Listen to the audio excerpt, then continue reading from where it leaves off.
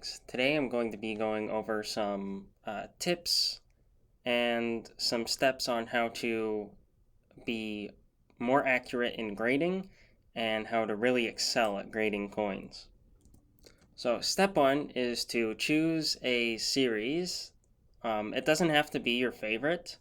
This just has to be something that you can easily see lots of coins. A lot of people choose Morgan dollars just because there are thousands you can see pretty much everywhere.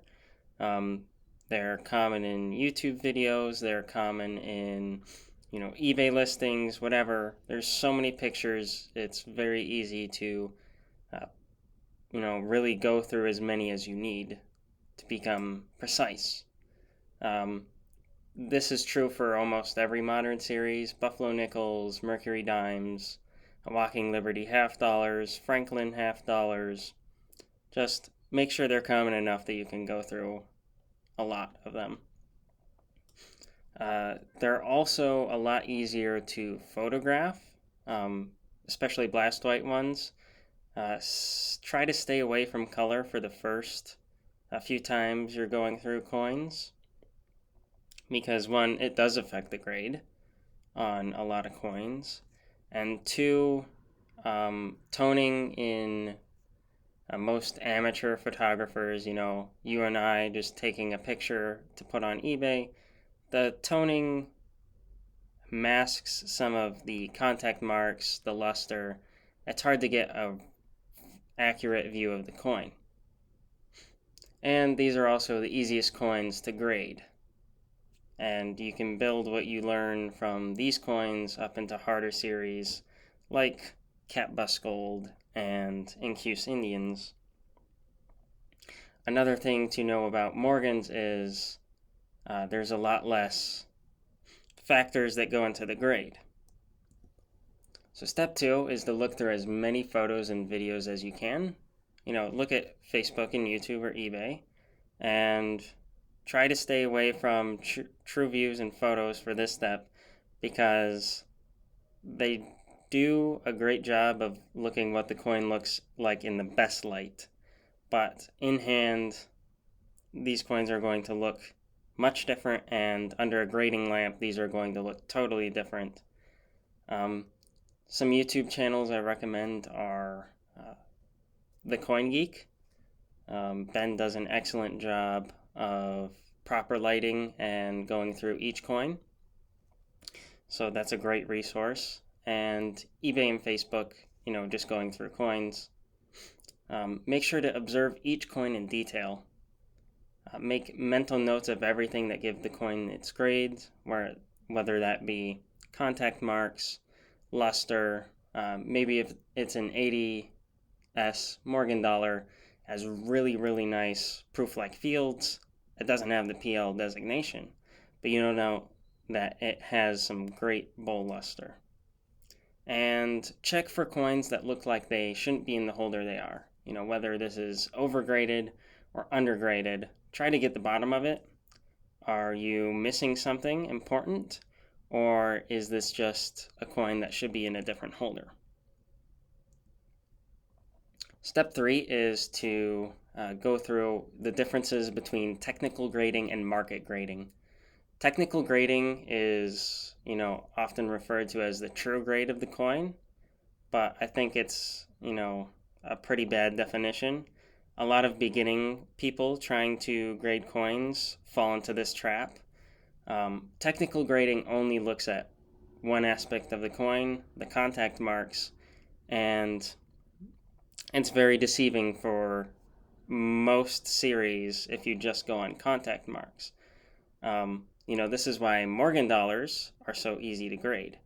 You don't have the other factors like luster, strike, and eye appeal for most of the coins.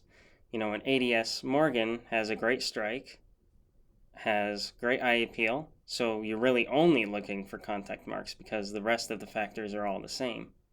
But when you get into even Buffalo nickels, strike and luster, eye appeal, those have very big effects on the grade. Market grading is the proper way to grade, and is how PCGS and NGC grade coins.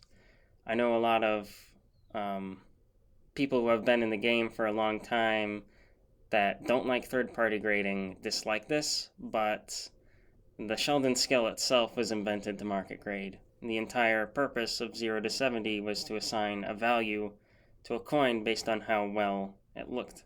So that's what you're doing today. Strike versus luster versus contact marks versus eye appeal. Most people beginning the grade think that contact marks are the most important part of the coin, but this is pretty low. It's still important, but each of these factors has an effect on the grade, and if the contact marks are very low, there's not very many of them, but something else is terrible, well, that's going to even out or even go down to, if it doesn't have any luster, well, it can't grade above a 64 or 65. Luster is the most important in my eyes. If you look at gold or even the most mundane coin like Morgan dollars, luster is extremely, extremely important. You might see like a tone coin that someone tried to dip, but ended up being like a real thick haze over the entire coin. It probably has very few contact marks at all, even on the cheek, but it's only in like a 65 holder, and beginners will say, well, why is that? It doesn't have luster to bring it to anything more than a 5. Strike is also important, less so on the coins that have designations. Jefferson full steps, Franklin full bell lines, SLQs, and Mercury dimes. These already have specific parts of the grade to go for the strike. So it's not really detailed into the grade that much. It still is factored, but less so. Eye appeal, color, and contact marks, I think, are all on the same level of importance. A 67 quality coin with very nice color will bump it to the next level. You'll see a lot of like MS64 coins with really nice album toning get bumped up to 64 plus. That's where a lot of the plus grades come in the very common coins. And if you look at proof coins, specifically Mercury dimes and Walking Liberty half dollars, take a look at some of the proofs. You'll see a 67 with nothing wrong with it. It's a perfect coin, but it just doesn't have any oomph to it. And then look at a 68. It may have the same surfaces, but the 68 almost always has some color. It may look like some haze in the picture, but it's usually got some like cotton candy looking color to it. So here is a Stone Mountain commemorative. A lot of these coins look like this, or they have really dark toning, and the luster just isn't there. These have hardly any contact marks at all throughout the entire series. These didn't circulate at all. But really, it just doesn't have any luster. So you'll see some terminal coins like this that always grade 64. You'll have 63s and 64s, and they all look like this, even though it's, like a perfect coin in a technical sense. So here's the plus coin. This is a 64 plus. 34Ds are in mediocre range for strike and buffalo nickels. There's some that are well struck, and those grade much higher. But this one is really flat, has quite a lot of contact marks across the entire coin. So this is like a perfect MS64, but because of the album toning, they bumped it to a 64 plus. And of course, strike. You look at this coin and there's like 0 contact marks. The luster looks great, but the strike is pretty poor. The top of the shoulder is starting to blend with the leg, and on the obverse, the braids are starting to mush together. So, even though this is an extremely eye-appealing coin, it just doesn't have the strike. And step 4 is to test yourself. This is the step you want to look at the photos because it's much easier to actually test yourself. I like to go to Coinfax on PCGS, specifically on the computer, because you can cover up the right side of the screen while still looking at the coin and not revealing the grade. Or you can go on eBay, and I like to narrow down the coins into specific grade ranges. Typically, even when I'm only buying coins, it's 63 to like 68. So even just a big quote unquote range for that is great because you'll be zooming through coins, passing by, and then you'll see a really nice coin. You're like, wow, that looks like, a 67. Is it a 67? And, if it isn't a 67, congrats. But if it's in a 66 or 68, what did you miss? And if it really is a 67, can you buy it and crack it out? That's where the crackouts come.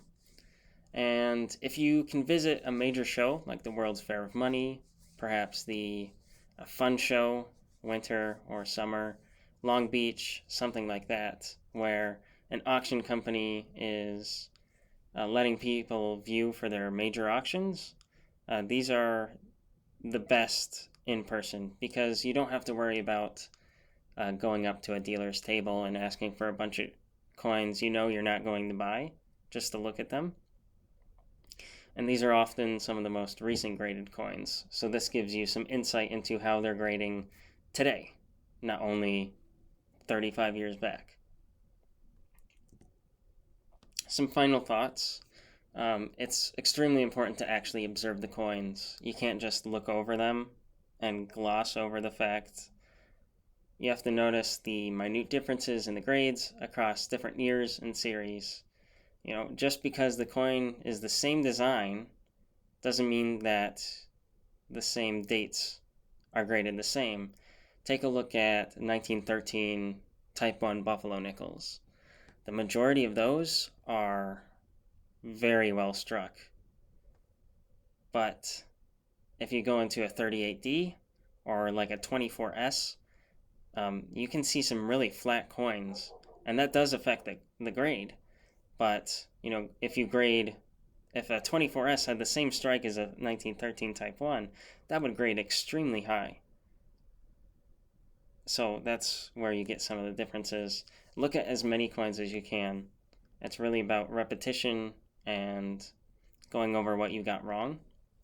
And lighting is incredibly important. The right lighting can mask so many things.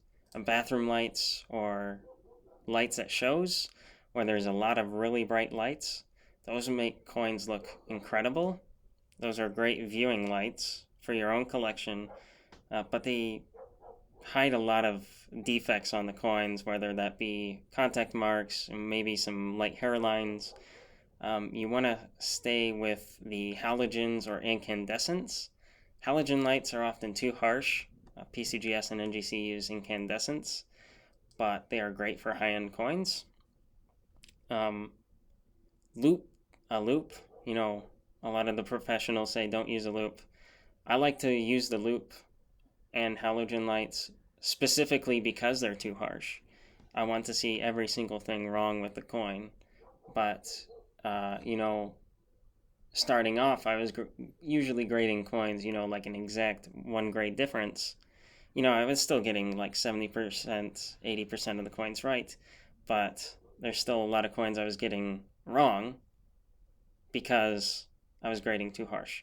So you have to be extremely precise when using those. And be consistent.